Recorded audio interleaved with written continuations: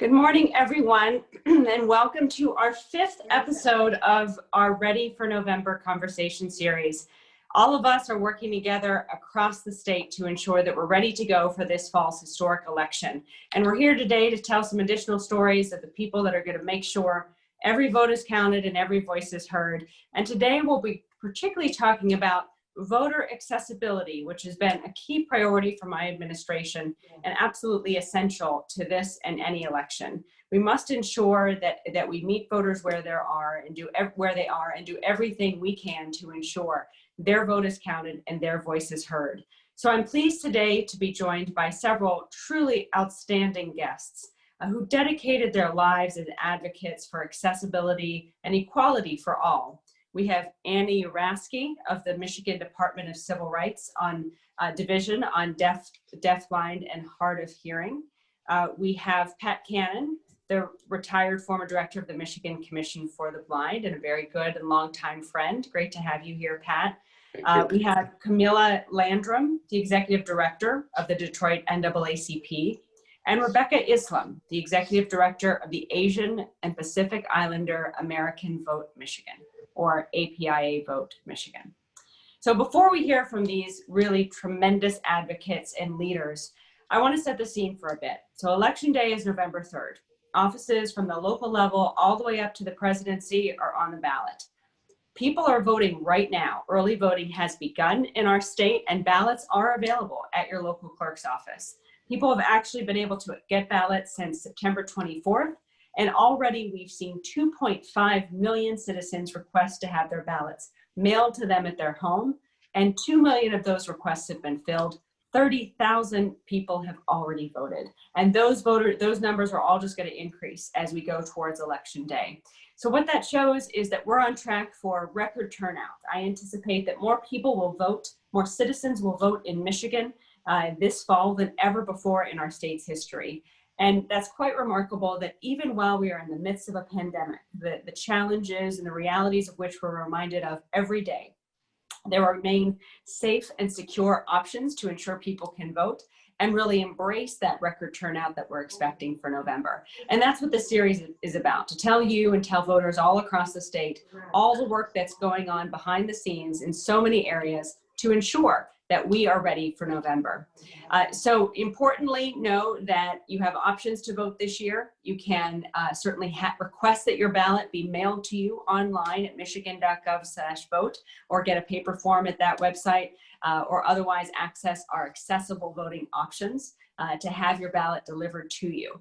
Once you receive your ballot, you can return it through the mail or a local drop box or at your clerk's office. And importantly, you can also get your ballot in person at your local clerk's office right now, today, and pick it up and vote it and return it right there. In addition to that, you'll still be able to, if you choose to vote in person on Election Day at your local precinct, that option is still available to you as it always has been. If you do choose to vote in person at your precinct on Election Day, you can expect to be met with poll workers wearing masks and gloves and sneeze guards and sanitizing happening throughout the day with our voting booths socially distanced to ensure that you don't have to risk your health in order to cast your vote in person. The other thing I want to talk about today, though, is that we have an accessible absentee ballot that's new in 2020. Blind voters and others with severe disabilities that prevent them from voting traditional absent voter ballots privately and independently can apply for an accessible absent voter ballot. This allows voters, this accessible absent voter ballot will allow voters to mark the documents on an electronic device using their own assistive technology without visiting a polling place or their clerk's office. Pat Cannon, as I mentioned earlier, is with us and will be telling us about his experience because he's already used this accessible option and he's here to tell us about it. Of course, all voters can have the option of going to their clerk's office, getting their ballot, voting it right then and there. And on Election Day, clerks have also been trained to ensure polling place accessibility. And my team is working with advocates to go to visit precincts in Detroit in particular and ensure their accessibility. Notably, every polling place must have and will have at least one voter assist terminal so that any voter, including those with disabilities, can have that option to use that. Now, that terminal is a ballot marking device with a screen, an accessibility port that works with different personal adaptives, and other helpful features. Voters can independently vote a ballot in privacy on one of those machines. And once the ballot is marked, it is counted in exactly the same fashion as other ballots. Voters with disabilities who require assistance at any point in casting a ballot can also receive assistance from a person of their choosing, with only a few exceptions. And voters also have the right to vote in her home or in person, and my office is ensuring that all voters are able to have that right by working with clerks across the state to remove any barriers and ensure voting is an easy, enjoyable experience for everyone. So let's get to hearing our really great advocates about their work. And I want to start our conversation today with Annie Urasky of the Michigan Department of Civil Rights. Annie, thank you for being here. I also want to introduce our interpreter, Bethany James, who's with us as well. And Annie, could you start by telling us a little about your division and what your team does? First of all, I want to thank you for having us here today. We do really appreciate this. And so our office and our team has really been committed to advocating for the needs of 7.4% of Michiganders who identify as deaf, deafblind, or hard of hearing. So our goal is to advocate and increase awareness about the needs for effective communication and what their rights are for effective communication. Typically, people don't know what it's like to work with somebody or meet somebody who's deaf, deafblind, and hard of hearing. So our commitment at our office is to raise awareness for the needs of the community. Well, thank you, Annie, and it's certainly really great to have you there as an advocate. I know you've dedicated your life to this work, and all of us in Michigan are better for it. Importantly, election workers are subject to the governor's executive order of wearing masks. That's, of course, to keep everyone safe and healthy in the midst of this pandemic. But the executive order exempts the face covering requirement when communicating with someone who is deaf, deafblind, or hard of hearing, and where the ability to see the mouth is essential to communication. So recognizing that, we are having face shields available for all poll workers so that they can use a face shield instead of a mask to communicate. You know, Annie, would like to know what deaf, deafblind, and hard of hearing voters can do if they encounter election day issues. So if you decide to go in person and vote on election day, you can request to speak with the workers, or you can speak with the clerk. And if you decide before that, if you want to vote early or anytime before that, you can report to the local Bureau of Elections if you feel like you have any barriers. There's an email address and a hotline number, either one, you can contact them. And voters can also report directly to APIAVote if they're experiencing any issues on election day or even before election day. That's great information to know.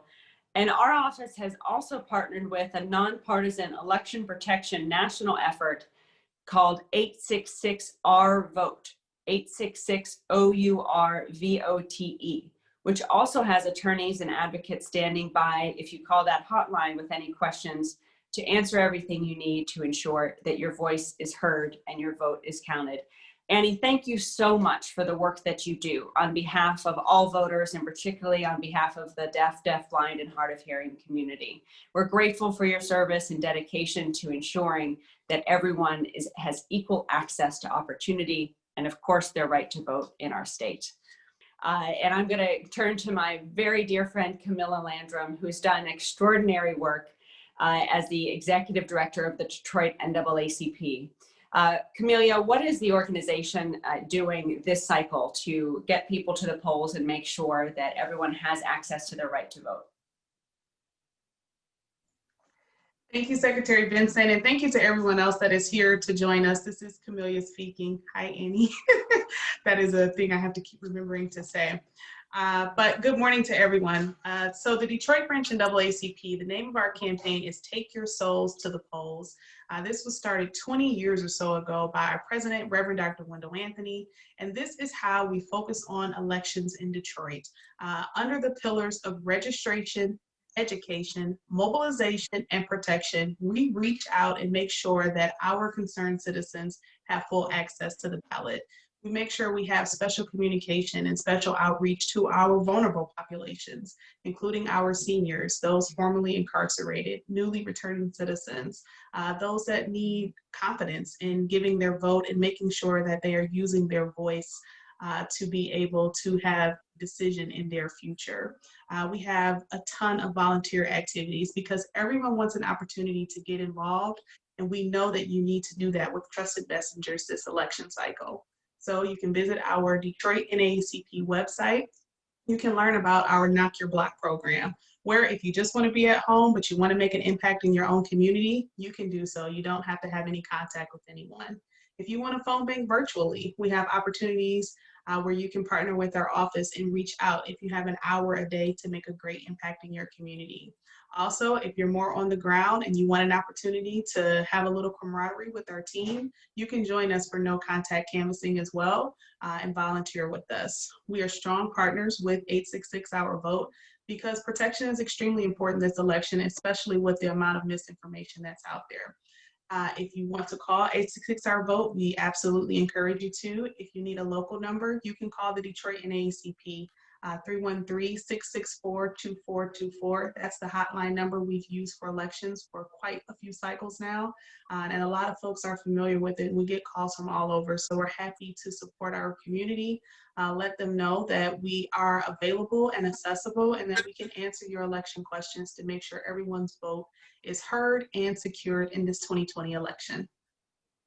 Well, thank you, Kamilia, for doing that really extraordinary, important work. And I know you've been at it for really your entire professional life. And we're all grateful for your service and the work of the Detroit branch NAACP and the Michigan State Conference of the NAACP for being a consistent leader, helping citizens take their souls to the polls every year, every time there's an election, and making sure in this year where so many citizens are going to be voting from home for the first time, that they know their rights. They have that access to educational information to ensure they're casting an informed vote.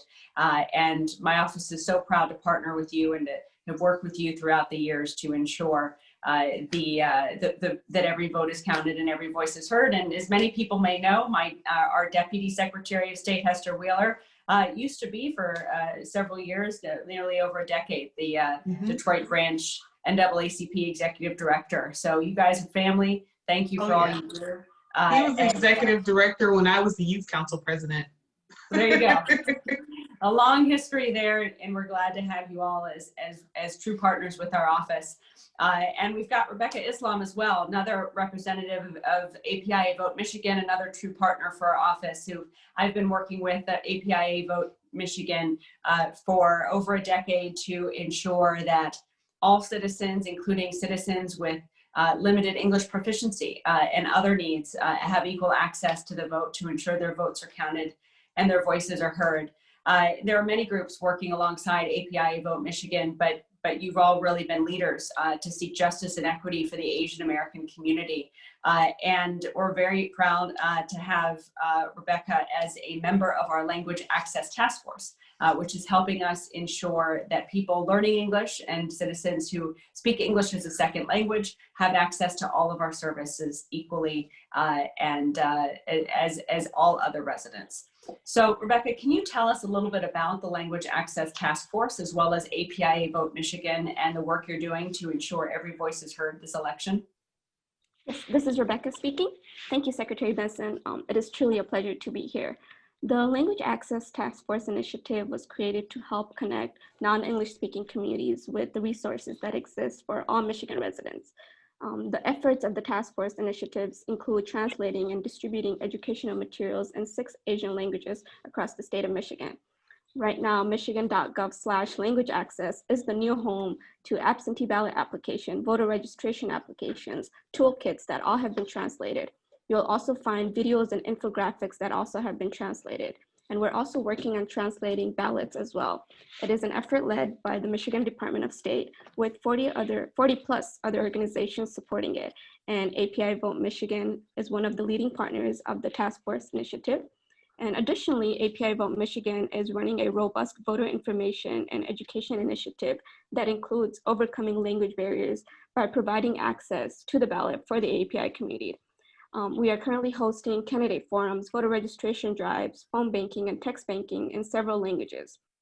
And through the Language Task Force initiative, we're hosting voter information presentations across the state of Michigan that are fully in the targeted languages for the communities so that we can make sure that the information is directly being delivered to the communities. And through this collaboration, we're hoping and we will be able to reach more voters with trusted messengers about the important information when it comes to voting, like we've never done before. And we're also working with various locations that offer food distribution, during which we pass out literature that is also in language about safe voting. And our goal really is to increase civic participation by working with constituents to make sure that they have equal access and opportunity to cast their vote. I myself am not too comfortable when it comes on camera, but because I know how important this is, I am working on a series of videos where I walk people through how they can register to vote online, request absentee ballot, and return them safely from their homes. We're also working with MichiganVoting.org to ensure that the API community has all the resources and information available to them to cast their votes in the November 2020 election.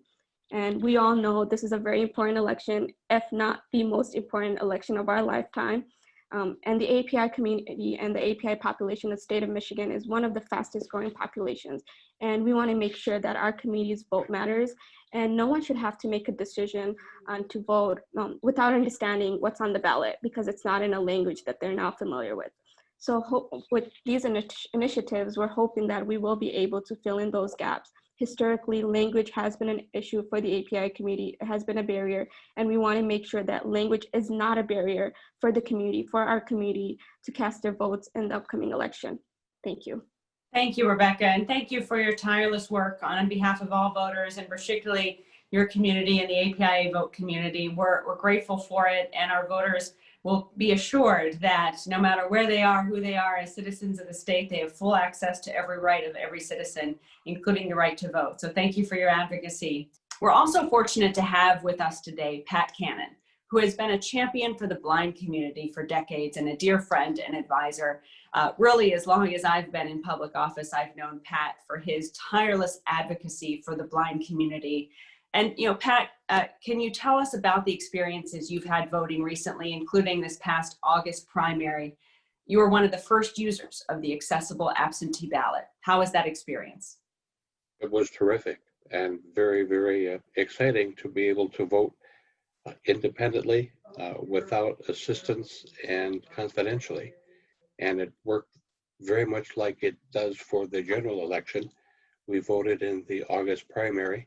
And you may have heard me say before, it was quite a rush to have that level of accessibility and independence. And it was similar for voting in the general election. We requested our absent voter ballot in late August and received the ballot link in early October and voted and printed the completed ballot. And that was very easy. And for those folks who are blind and think they can't vote independently and absently, they can, and urge them to check out the absent voter ballot for blind folks. Well, thank you, Pat. I'm so glad to have your first person report that the new accessible absentee voting option is in place. And we know we've been working really since 2019 to get that in place and make sure that the security works and the accessibility and compatibility work. So we're grateful for you demonstrating that our hard work led to great access for you and so many other voters all across the state. And I'm truly grateful for all of our guests here today. We've got a lot of work ahead of us to prepare for the record turnout that we're expecting from communities all across the state this fall. But with all of you as advocates to be here leading at this particular moment, you have done and will do so much for every voter and for the health of our democracy. So thank you. And you know, the bottom line for everyone watching is the best thing you can do to ensure your voice is heard and your vote is counted this year is to act now. Make a plan to vote. Check your registration at michigan.gov/vote. Request to vote from home if that's what you want to do, or go to your clerk's office to get your ballot, or make a plan to vote in person at your local precinct on election day. No matter what option you choose, make sure you participate this year, because we're all better when every vote is counted and every voice is heard. Thank you all, and let's all continue doing our part to be sure that we're ready for November. Thanks.